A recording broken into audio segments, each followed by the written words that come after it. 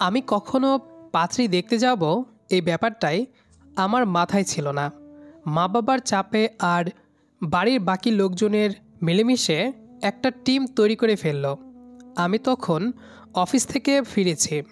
গা মোছার সময় মা এসে জানালো, শুনেছিস তো, কাল সন্ধ্যায় এক মেয়ের বাসায় যাওয়া ঠিক হয়েছে। তোর একবার দেখা দরকার। মেয়েটা ভালো ও সুন্দর। আমি মাথা নেড়ে শুধু বললাম, ঠিক আছে। এটা নিয়ে বেশি কিছু ভাবলাম না। Office, client meeting, budget report এইসব নিয়েই মাথা ভর্তি। পাত্রী দেখার ব্যাপারটাকে একটা চেকলিস্টের আইটেম হিসেবেই ধরলাম। আমি হায়দার গ্র্যাজুয়েশন শেষ করে একটা ভালো কোম্পানিতে চাকরি করছি। পরদিন সন্ধ্যায় গিয়েছিলাম আমরা 5 জন। আমি, মা, বাবা, বড় চাচা আর চাচাতো বোন। বাসাটা পুরান ঢাকার কাছাকাছি। ভেতরের দিকের একটা ফ্ল্যাট, বেশি দামি না, আবার খুব সাধারণ না, ছিমছাম। মেয়েটার নাম নূর, এটুকু আগেই জেনেছিলাম। ভেতর থেকে সে এসে যখন বসলো, আমি চোখ তুলে তাকালাম। মেকআপ খুব হালকা, একটা নীল রঙের কামিজ পরা, মুখে কোনো বাড়তি হাসি বা চাপা লজ্জা কিছুই নেই, একদম সোজাভাবে বসে আছে। আমি তার দিকে তাকিয়ে শুধু বললাম, আপনার পড়াশোনা শেষ হয়েছে? জি না, সবেমাত্র ইন্টার শেষ। আরও কিছু কথোপকথন চলল, খাবার পছন্দ অপছন্দ, ঘোরাঘুরি এইসব নিয়ে, কিন্তু কোথাও কোনো নাটকীয়তা ছিল না। মেয়েটা সব কিছু খোলাখুলি বলতে পছন্দ করে, আর প্রত্যেক কথার মাঝে মুখে হালকা হাসি স্পষ্ট হয়, যেন হাসি দিয়েই যুদ্ধ শেষ করে ফেলতে পারবে। দেখাশোনা শেষ করে বাসার উদ্দেশ্যে রওনা দিলাম। রাস্তায় মা জিজ্ঞেস করলেন, তোর কেমন লাগলো মেয়েটাকে? ভালোই। বিয়ে করবি? হ্যাঁ, করতে পারি। মেয়ে ঠিকঠাকই মনে হলো। আরও কিছু কথা হয়েছিল বাবা মায়ের সাথে। তারপর 1 সপ্তাহের মধ্যেই প্রস্তাব পাঠানো, কথাবার্তা পাকাপাকি এবং একটা তারিখ ঠিক হলো। পুরো বিষয়টা এমন ছিল যেন একটা লিস্ট এগিয়ে চলছে বাস্তবতা মেনে। এখনও ঠিক বুঝে উঠতে পারছিলাম না আমি একজন নারীর সাথে জীবন কাটাতে চলেছি, যার সাথে আমার পরিচয় মাত্র 1 ঘন্টার, কিন্তু তার মাঝেও একটা অদ্ভুত শান্তি ছিল। প্রস্তাব পাঠানোর 1 সপ্তাহ পরেই 2 পরিবারের সম্মতিতে আংটি বদলের দিন ঠিক হলো। খুব ঘটা করে কিছু হয়নি, ঘরোয়া আয়োজন। বাসায় শুধু কাছের আত্মীয়রা ছিল। নূরকে দেখা গেল একটা হালকা গোলাপি শাড়িতে। সাজ খুব হালকা, কিন্তু চোখে মুখে একটা আলাদা উজ্জ্বলতা সবসময় থাকে ওর। ছবি তোলা, মিষ্টি খাওয়ানো, দাদি চাচিদের হাসাহাসি, সব চলছিল স্বাভাবিকভাবে। আমি পাশে বসেছিলাম চুপচাপ। এসব আনুষ্ঠানিকতায় আমি তেমন স্বস্তি পাই না, কিন্তু নূর মাঝে মাঝে চোখ তুলে তাকাচ্ছিল, আর সেই ছোট ছোট হাসি দিয়েই পুরো পরিস্থিতির ভার হালকা করে দিচ্ছিল। আংটি পরানোর সময় আমার হাতে কাঁপুনি ধরেনি, কিন্তু ভেতরে একটা অদ্ভুত অনুভূতি হচ্ছিল। অচেনা একটা মানুষকে জীবন সঙ্গী হিসেবে ভাবতে পারা খুব সহজ কিছু না। বিয়ের তারিখ ঠিক হলো 1 মাস পর। মাঝখানে কয়েকবার ফোনে কথা হলো আমাদের। ও খুব খোলামেলা কথা বলে, কোনো টপিক এড়িয়ে যায় না। নূর একদিন বলল, শোনেন, আমি কিন্তু খুব বেশি সিরিয়াস থাকতে পারি না। যেটা মনে হয় সেটা বলে ফেলি, খারাপ লাগলে আগে থেকেই বলে রাখেন। আমি হেসে বললাম, আমার কিছু বলার নেই, তবে তুমি যা খুশি বলো। আমি গম্ভীর হলেও কানে শুনতে পাই। ওর স্বভাবটা ধীরে ধীরে পরিষ্কার হচ্ছিল, বাচাল কিন্তু বিরক্তিকর না, কোনো কিছু নিয়ে দ্বিধা করে না। শাড়ি কিনতে গেলে আমাকে ভিডিও কল দিয়ে বলে, এইটা নেব নাকি ওটাই ভালো লাগছে আপনার? তুমি যেটা পছন্দ করো সেটাই নিও। সবকিছুর দায়িত্ব কি আমাকেই নিতে হবে? আপনি তো শুধু হ্যাঁ না করেন। আমি তখন মাথা নিচু করে থাকি, কিছু বলি না। আসলে আমার স্বভাবটাই এমন, চুপচাপ, ভেতরে চিন্তা করি, বাইরে তেমন কিছু বুঝতে দিই না। কিন্তু নূরের সাথে কথায় কথায় বুঝতে পারি ওকে আমি আগেই গুরুত্ব দিচ্ছি, যতটুকু বলা দরকার তার চেয়ে বেশি করে দেখি ওর পছন্দ অপছন্দ। সবার সামনে গম্ভীর থাকলেও নূরের সামনে নিজেকে নরম লাগে। এখন আমি মঞ্চে বসে আছি, মাথায় টুপি, গায়ে পাঞ্জাবি শেরওয়ানি, চোখের সামনে জ্বলে উঠছে ক্যামেরার ফ্ল্যাশ। চারপাশে এত লোক, কিন্তু আমি খুব নির্দিষ্ট কয়েকজনকে ছাড়া কাউকে চিনি না। মা এসে বারবার বলছে, চোখ খোল, ক্যামেরায় দেখে মনে হচ্ছে ঘুমাচ্ছিস। আমি ঠোঁটের কোণে হালকা হাসি টানি। কিছুক্ষণ পর পাশে নূর এসে বসে। সাদা সোনালি শাড়ি, চোখে কালো কাজল, ঠোঁটে লালচে রং। ওর দিকে তাকাতেই চোখ আটকে যায়। আমি আর কিছুই দেখতে পাচ্ছি না। ও আমার দিকে একবার তাকায়, তারপর নিচে তাকিয়ে থাকে। সবার সামনে ও এখনও একটু গম্ভীর, কিন্তু চোখের কোণায় ক্লান্তির ছাপ স্পষ্ট। কাজী সাহেবের কণ্ঠ ভেসে আসে, কবুল করেন। আমি মাথা নিচু করে বলি, কবুল। তারপর নূরের কণ্ঠ শুনি, শান্ত, সোজা, দৃঢ়, কবুল কবুল। এই মুহূর্তে আমার ভেতরে অনেক কিছু বদলে যাচ্ছে, আর কিছু ভাবার সময় নেই। এখন আমি ওর স্বামী। এই মেয়েটার প্রতি আমার দায়িত্ব আজ থেকেই শুরু। বিয়ের খাবার, ছবি তোলা, দোয়া, মোনাজাত সব শেষ হয়। আমার কেমন যেন আনমনা লাগছে। চারপাশে মানুষ হাসছে, বলছে, নতুন বউকে নিয়ে সাবধানে ভাই। আমি কেবল মাথা নাড়ি, নূরের দিকে চোখ যায়, মাঝে মাঝে তাকিয়ে নিচে তাকিয়ে থাকি। আমার চোখে চোখ পড়লে হালকা হেসে ফেলে। রাতে অবশেষে সকল মেহমানরা বিদায় নেয়। আমি ধীরে ধীরে ফুল সাজানো ঘরটার দিকে এগোই। দরজাটা আমার সামনে, বুকের ভেতর একটু ধুকপুক করছে, কিন্তু বাইরে থেকে বুঝতে দিচ্ছি না। দরজায় হাত রাখি, নিচু গলায় বিসমিল্লাহ বলি।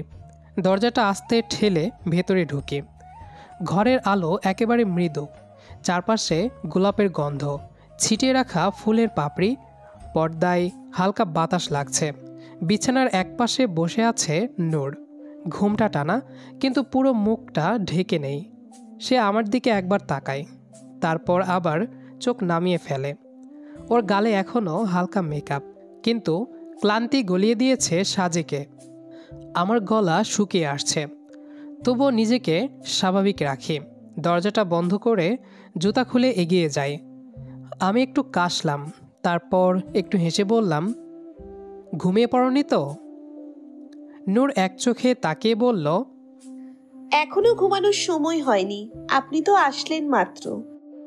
আমি মুচকি হাসি দিয়ে বসে ওর একটু সামনে, কিন্তু বেশি কাছেও না, শুধু ওর দিকে তাকিয়ে থাকি। তুমি কেমন আছো এখন? ওর চোখে ক্লান্তি, কিন্তু ঠোঁটে খাঁটি হাসি। খুব বেশি কথা বলতে ইচ্ছে করছে না, শুধু এইটুকু বলি, আজ সারাদিন যা যা হয়েছে তার চেয়ে এখন আপনার সামনে বসে থাকা অনেক শান্তির। আমি একটু সময় নিই, তারপর ওর একটু কাছে এগিয়ে যাই। তোমায় খুব সুন্দর লাগছে আজ। নূর ঘোমটাটা একটু সরাই, চোখে চোখ পড়ে যায় আমার। এই প্রথম আমরা এতটা কাছাকাছি বসে একে অন্যকে সম্পূর্ণভাবে দেখছি। আপনি কি সব সময় এত গম্ভীর থাকেন, নাকি আমি ছাড়া বাকিদের জন্যই? সবাই দেখেছে আমাকে গম্ভীর, তুমি দেখবে যত্নবান, ধৈর্যশীল, আর একটু বেশি ভালোবাসতে জানে এমন একটা মানুষ। ভালোবাসার কথা এত তাড়াতাড়ি? আমি তো ভাবছিলাম আপনি ধীরে এগোবেন। ভালোবাসা শুরু হয় প্রথম বিশ্বাস দিয়ে, আর আমি এই মুহূর্তে তোমাকে বিশ্বাস করছি সবচেয়ে বেশি। আমি ওর হাতটা নিই নিজের হাতে, খুব আস্তে। ও কিছু বলে না, শুধু চোখে চোখ রেখে নূর এবার জিজ্ঞেস করে, আমার হাত ধরা মানে কি কিছু বলার আছে? হ্যাঁ, বলার আছে। এই হাতটা আর কখনো একা থাকবে না, কোনো কিছু একা সামলাতে হবে না। নূরের চোখে জল জমে, কিন্তু সেটা সে হাসি দিয়ে সামলায়। আপনি জানেন, আপনি এতটাই শান্ত যে পাশে বসলে শব্দ দরকার পড়ে না। আমি এবার একটু বেশি কাছে যাই, ওর কপালে আলতো চুমু দেই। তুমি এখন আমার বাড়ি না, আমার ভেতরের সবচেয়ে আপন জায়গা। আজ আজ রাতটা শুরু হোক বিশ্বাস দিয়ে, বাকি ভালোবাসা আমরা ধীরে ধীরে গড়ব। কিন্তু কথা দিতে হবে, আমি যদি চুপ করে থাকি আপনি পাশে থাকবেন। চুপ করে থাকলেও পাশে থাকব, আর চুপ থাকলে আমি ধীরে ধীরে কথা বের করব তোমার মুখ থেকে। এত শান্ত মুখের মানুষ দেখলে আমি ভীষণ ভয় পাই। ভয় পাওয়ার কিছু নেই, আমি আস্তে আস্তে তোমার ভয়টাও আদরে ভেঙে দেব। আপনি কি সবসময় এত সাবধানে কথা বলেন? একটু স্পষ্ট করে বললে খারাপ হতো না? আমি এখন চাই তুমি শুধু আমার চোখে চোখ রেখে বলো, তুমি তৈরি? ও চুপ করে থাকে কয়েক সেকেন্ড, তারপর মাথা নেড়ে বলে। আমি এবার ওর গালে হাত রাখি, তারপর ঘোমটাটা পুরো সরিয়ে দেই। মুখটা একেবারে স্পষ্ট, একটুও নড়াচড়া করছে না, শুধু ঠোঁটে একটা চাপা হাসি। এই হাসিটা আমি প্রতিদিন দেখতে চাই, একদম কাছ থেকে। আপনি তো কথা দিয়ে সব সারেন, এবার কিছু করে দেখান। আমি আর এক মুহূর্ত দেরি করি না, ওর ঠোঁটের ওপর আমার ঠোঁট রাখি, ধীরে গভীর নরমভাবে, যেন নতুন একটা চুক্তি। ও প্রথমে একটু ঠেলেছিল, তারপর হালকা শ্বাস ফেলে ঠোঁট ছুঁয়ে রাখল। ধীরে ধীরে 2 হাত উঠে এলো আমার কাঁধে। আমি ওর কানের কাছে ফিসফিসিয়ে বলি, আমি আজকের রাতটা মনে রাখব, কারণ আজ তোমার গায়ের গন্ধ, ঠোঁটের নীরবতা আর চোখের ভিতরের এই বিশ্বাস, সব কিছু আমি নিজের করে নিচ্ছি। তাহলে আপনি এখন থেকে শুধু আমার, তাই তো? এখন থেকে না, অনেক আগে থেকেই ছিলাম, শুধু এখন তুমি জানো। ও এবার আমার গলা জড়িয়ে ধরে। আমি ওকে আলতো করে বিছানায় শুয়ে দিই। একটা মৃদু বাতাস পর্দা নাচাচ্ছে, আর ওর চুলগুলো ছড়িয়ে পড়ছে বালিশে। আমার কণ্ঠ এবার একটু কাঁপে, কিন্তু কথাগুলো স্পষ্ট। আমি তোমায় কোনো তাড়াহুড়োয় স্পর্শ করব না, ধীরে যত্নে ভালোবেসে, যেন এক একটা স্পর্শে তুমি বুঝতে পারো তুমি আমার, শুধু আমার। আর যদি আমি বলি আজ আমি আপনাকে আমার করে নিতে চাই? আমি হেসে বললাম, তাহলে আজকের রাত শুধু আমাদের। জানেন, আপনার এই শান্ত ভাবটা মাঝে মাঝে অসহ্য লাগে। আর আমি তোমার এই রাগ মেশানো আদরটার দিনটাকে রাত করে ফেলতে পারি। আপনি এইসব কথাই আমাকে ফেলবেন না, আমি কিন্তু ভয় পাই না। আমি চাইও না তুমি ভয় পাও, আমি চাই তুমি আমার কাছে সবচেয়ে নিরাপদ বোধ করো। আপনি জানেন, আপনার চোখে যখন আমি তাকাই তখন বাইরের সব শব্দ বন্ধ হয়ে যায়। আমি ওর হাতটা নিজের বুকের ওপর নিয়ে বলি, শোনো, এখানে যা ধুকপুক করছে সেটা আজ শুধু তোমার জন্য। তাহলে আমার মানে এই হৃদয়ের মালিকানা পত্র লিখে দেন। দস্তখত আগে হবে ঠোঁটের ছাপে। উফ, আপনি তো একদম বকে গেছেন। হ্যাঁ, প্রেমে পড়ে গেলে সবাই বকে যায়, হারিয়ে ফেলে হিসেব। আপনি যদি হারিয়ে যান আমি কাকে খুঁজবো? যার চোখে তুমি আজ রাতটা রেখে দিয়েছ, সে কখনো হারাবে না, সে তোমার ছায়া হয়ে পাশে থাকবে।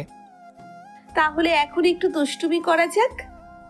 আমি চোখ বড় করে বলি, ও, আমি তো ভাবছিলাম তুমি শান্ত মেয়ে। আমি শান্ত মেয়ে, কিন্তু নতুন স্বামীর সাথে একটু খুনসুটি করতেই পারি, তাই না? পারো, বরং আমি তো চাই তুমি আমাকে চিমটি কেটে বলো, এই তুমি আমার। নূর হাসতে হাসতে বলে, তাহলে এই নাও। হালকা একটা চিমটি কেটে দেয়। আহ, এটা কি আদরের এক্সপ্রেশন? না, এটা আমার ভালোবাসার একটা স্ট্যাম্প। এই গাল, এই ঠোঁট, এই হাসি, সব কিছু এখন আমার কাছে এক অমূল্য ধন। আমি খেয়াল রাখবো, আদরে আগলে রাখবো। আপনি জানেন, আমি প্রথম দিন থেকেই চাইছিলাম এমন কেউ পাশে থাকুক যে চোখে চোখ রেখে বলবে, তুমি একা নও, তুমি একা নও। তাহলে এখন থেকে আমার কাজ হবে তোমায় সব সময় তা মনে করিয়ে দেওয়া। নূর আমার গলা জড়িয়ে ধরে। বিছানায় হেলান দিয়ে বসে আমরা দুজনে একে অন্যকে দেখি। কোনো শব্দ নেই, শুধু নিঃশ্বাসের মিল আর চোখে চোখ রেখে ভালোবাসার আদল। এই মুহূর্তটাই যদি সময় থেমে যেত কেমন হতো বলুন? কারণ এই মুহূর্তেই আমি বুঝে গেছি ভালোবাসা কোনো বড় নাটক না, বরং ছোট ছোট নীরবতায় গড়া একটা শান্ত ঘর। আমিও চাই থেমে যাক এই সময়। আপনি কি জানেন আপনার নীরবতা মাঝে মাঝে চুমুর মতো অনুভব হয়? তাহলে এখন থেকে চুপ থাকলেই বুঝে নেবে আমি তোমায় শব্দহীনভাবে ভালোবেসেছি। আপনি কি সবসময় এভাবে কথা দিয়ে আমাকে পাগল করবেন? না, কিছু কথা বলার জন্য না, করার জন্য। নূর হঠাৎ একটু দূরে সরে গিয়ে বলে, আমি কিন্তু খুব ভয়ঙ্কর রেগে গেলে বালিশ ছুঁড়ে মারি। ও, তাহলে আমাকে আগেই বলে দাও কোন বালিশটা বেছে রাখা উচিত আমার প্রতিরক্ষায়। আমি কখনো ভাবিনি কারো সামনে এভাবে মনের সবটা খুলে ফেলতে পারবো। আমি কখনো ভাবিনি একটা চুপচাপ মেয়ের চোখে আমি এমন দুনিয়া খুঁজে পাবো। চুপচাপ? আমি তো কথা বলি সারাক্ষণ। হ্যাঁ, কিন্তু তোমার কথা শুনলেও তোমার চোখেই বেশি কথা বলে। এখন একটা কথা বলি, কিন্তু ভয় পাচ্ছি। ভয় পাওয়ার জায়গা এখন আর নেই, শুধু বলো। আমি চাই আজ রাতটা শুধু আমাদের না, আমাদের জীবনের শুরুর একটা চিরস্মরণীয় গল্প হোক। আমি আলতো করে ওর কানের কাছে মুখ এনে বলি, তাহলে আসো এই গল্পের প্রতিটা পৃষ্ঠা লিখি আদরে, চুমুতে আর নিঃশ্বাসে। আপনি এতটা মিষ্টি হলে আমি কিন্তু সত্যিই পাগল হয়ে যাব। তাহলে আমি আজ থেকে তোমার পাগল স্বামী, চোখে চোখ রেখে কথা বলার, মন বুঝে চুপ থাকার, আর প্রতিদিন নতুন করে প্রেমে পড়ার লোকটা। জানেন, এই বুকটা এখন আমার সবচেয়ে নিরাপদ আশ্রয়। আর এই বুকটা চিরকাল তোমার জন্য ধুকপুক করবে। যতটা ভালোবাসি তার চেয়েও বেশি রক্ষা করব। তাহলে আজ রাতে আপনি শুধু স্বামী না, হবেন আমার সবচেয়ে আপন বন্ধু। আর তুমি আমার ঘুম ভাঙানো সকাল, আর ঘুমিয়ে পড়া আগলানো রাত। এই দুনিয়া যদি একদিন চুপ হয়ে যায়, আপনি পাশে থেকে আমার কানে বলবেন তো আমি আছি? আমি বলবো না, শুধু তোমায় এমন করে জড়িয়ে ধরবো যাতে বোঝো আমি আছি, চিরকাল থাকবো শুধু তোমার জন্য। নূর আমার বুকের ওপর মাথা রাখে চুপচাপ। ওর চুলের গন্ধে একটা অদ্ভুত শান্তি লেগে আছে। আমি আস্তে করে বললাম, কেমন লাগছে আমার বুকে মাথা রাখলে? আপনার বুক তো নরম, কিন্তু আমি ভাবছিলাম আপনি হবেন শক্ত সামরিক টাইপ। বাহ, তাই নাকি? তাহলে এখন থেকে ব্যায়াম শুরু করতে হবে, যেন রোম্যান্সে যোগ্য ফিজিক থাকে।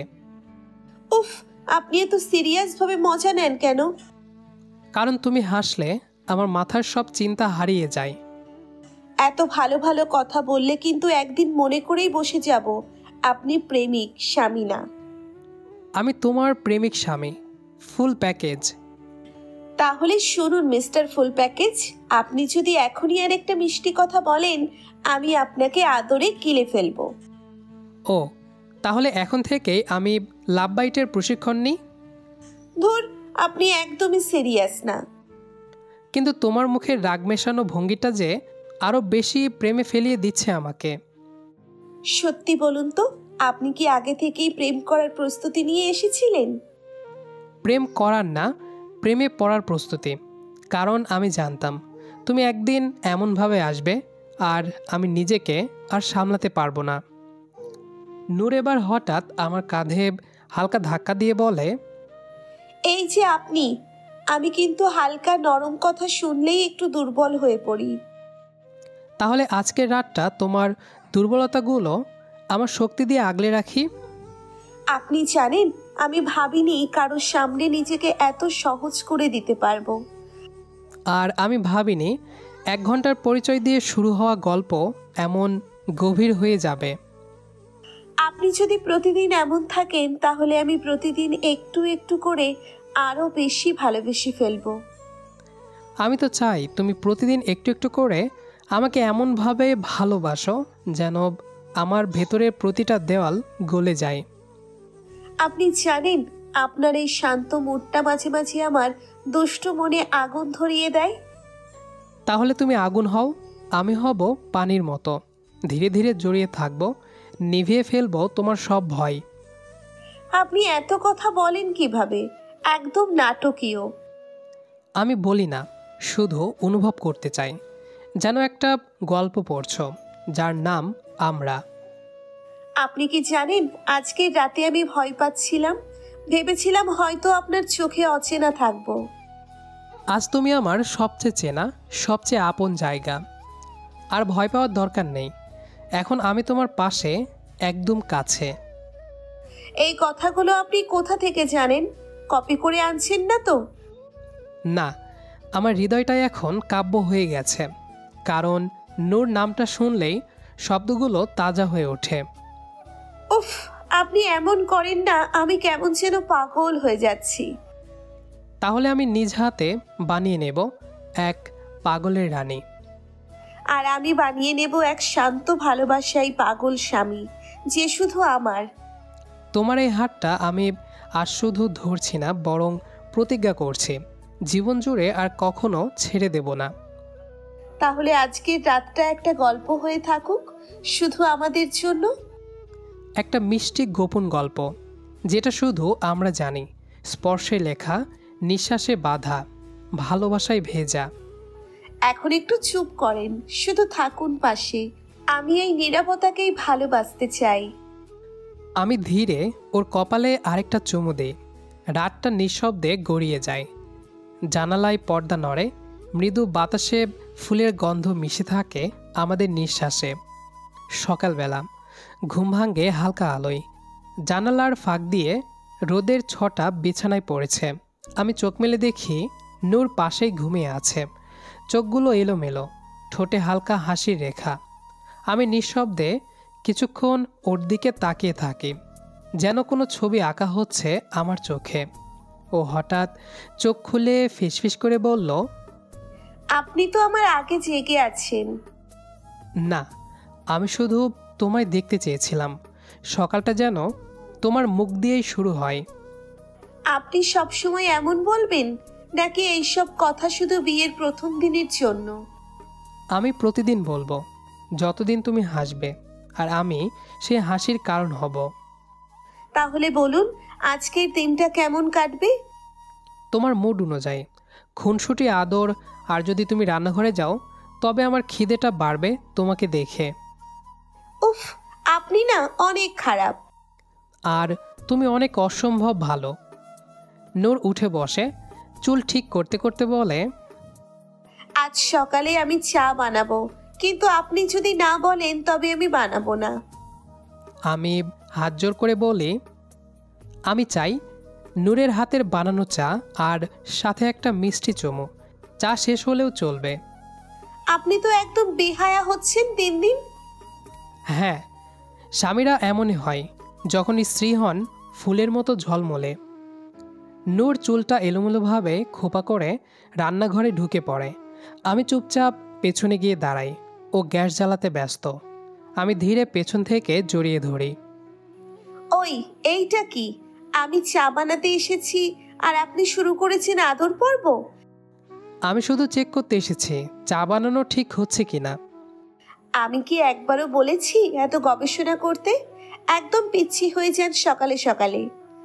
আর তুমি আমার সকালটাই বানিয়ে দাও এরকম ঝাঁপি হাসি দিয়ে। আপনি একটু দূরে দাঁড়ান তো, না হলে দুধ চলকে যাবে। তোমার মুখের রং তো এখনই লাল হয়ে যাচ্ছে, আমি কি করলাম? আপনি যদি এইরকম চালাকি করেন, আমি কিন্তু একেবারে চাটা নষ্ট করে দেব। আর আমি যদি বলি তোমার হাতের বানানো নষ্ট চাও আমার কাছে সবচেয়ে সুস্বাদু। উফ, এইসব কথাই পাগল করে দেবেন একদিন। পাগল করে দেবে বলেই তো বিয়ে করলাম, নইলে প্রেমে তো আগেই পড়ে গিয়েছিলাম। নূর চা এগিয়ে দিল। আমি ওর হাতটা ধরে একটু টেনে নিই নিজের দিকে। আবার কি? চা বানিয়েছ, এখন তো চুমু চা বাকি। আপনার জন্য চিনি ছাড়া চা বানালাম, কিন্তু এত মিষ্টি কথা বলে সব পুষিয়ে দিলেন। চিনি না থাকুক, তুমি আমার মিষ্টি। আপনার এই কথা বলার ধরনটা একদিন আমার পছন্দের নেশা হয়ে যাবে। তাহলে আসো, আমরা এই রান্নাঘরেই লিখে ফেলি এক কাপ চা থেকে শুরু হওয়া প্রেমের আরেকটা অধ্যায়। আপনি না একদম নেশা করানোর মতো কথা বলেন। তুমি যদি নেশা হও, আমি আজীবন নেশাগ্রস্ত থাকতে রাজি। আপনি এসব বলে কিন্তু আমাকে বিভ্রান্ত করছেন। আমি চা বানাতে এসেছি, প্রেম করতে না। এই চায়ের মতোই তুমি হালকা নরম, একটুখানি ঝাঁজ, আর ভেতরটা একদম প্রশান্ত। আর আপনি একদম হিপনোটিস করার মতো। তুমি সকালে এমন মিষ্টি হলে আমি কিভাবে অফিসে যাব বলো? নূর হেসে ফেলে। তারপর গ্যাসটা বন্ধ করে পিছন ফিরে দাঁড়ায়। আচ্ছা বলেন, চা ভালো হয়েছে? তোমার হাতের ছোঁয়া থাকলে চাও প্রেমে পড়ে যায়। আর আপনি প্রেমের কবি, রান্নাঘরেই প্রেম করবেন বুঝি? এই রান্নাঘরই তো এখন আমাদের গল্পের সবচেয়ে সোজা, সুন্দর আর সৎ জায়গা, যেখানে চায়ের বাষ্পে জড়িয়ে থাকে একটু খুনসুটি, একটু আদর, আর অনেকটা ভালোবাসা। এই যে আপনি রান্নাঘরকে কবিতার স্টুডিও ভেবে ফেলছেন দেখি। আর একবার এইভাবে বললে আমি চা না, আপনাকেই গরম করে ফেলবো। তুমি চাও আমার গায়ে পড়ুক তোমার ঝাঁজ? তাহলে আমি দুধের মতো ফুটে উঠব, শুধু তোমার স্বাদে। চুপ করুন মিস্টার রোম্যান্টিক। এখন আপনার শান্তি হচ্ছে, এই চা আমি একা খাবো, আপনি শুধু দাঁড়িয়ে দেখবেন। আমি জোর করে কাপটা ওর হাত থেকে নিই, একটা চুমুক দিয়ে বলি, তোমার ঠোঁটের ছোঁয়া লেগে থাকলে এই চাও আমার চেয়ে বেশি ভাগ্যবান। আচ্ছা, আপনি প্রেম করেন নাকি অভিনয় করেন? তুমি যেখানেই থাকো, প্রেমটাই আমার অভিনয় হয়ে যায়। আর এই রান্নাঘর, এখানেই শুরু হোক আমাদের প্রতিদিনের গল্প। চা থেকে খুনসুটি, খুনসুটি থেকে ভালোবাসা। নূর ধীরে আমার বুকে হেলান দিয়ে বলে, তাহলে এই চায়ের কাপে আমরা দুজন, একটা মিষ্টি সকাল, এক চুমু, আর অনেকখানি ভালোবাসা। আমি চোখ বুজে বলি, তোমার সাথে এমন রান্নাঘরেই জীবনটা রান্না হোক, প্রতিদিন এক কাপ চা আর একরাশ ভালোবাসা দিয়ে। এই রান্নাঘরেই যদি আমাদের প্রতিদিন শুরু হয়, তাহলে বাকি জীবনটা মিষ্টি হবেই। আমি ওর চুলে হাত বুলিয়ে আসতে বলি, হোক এই চায়ের কাপেই আমাদের ভালোবাসার সবচেয়ে সহজ গল্পের শুরু। গল্পটি এ পর্যন্তই। আমাদের আজকের গল্পটি আপনাদের কাছে কেমন লেগেছে সেটা অবশ্যই কমেন্ট করে জানাবেন। দেখা হবে আবারও নতুন কোনো গল্প নিয়ে। সে পর্যন্ত আমাদের সাথেই থাকবেন। আর যারা আমাদের ইউটিউব চ্যানেলটি এখনও সাবস্ক্রাইব করেননি, তারা এখনই সাবস্ক্রাইব করে দেবেন। আর যারা অলরেডি করেছেন তাদেরকে অসংখ্য ধন্যবাদ। আর পুরো গল্পটি যারা শেষ পর্যন্ত শুনেছেন তাদেরকে আবারও মন থেকে অসংখ্য ধন্যবাদ।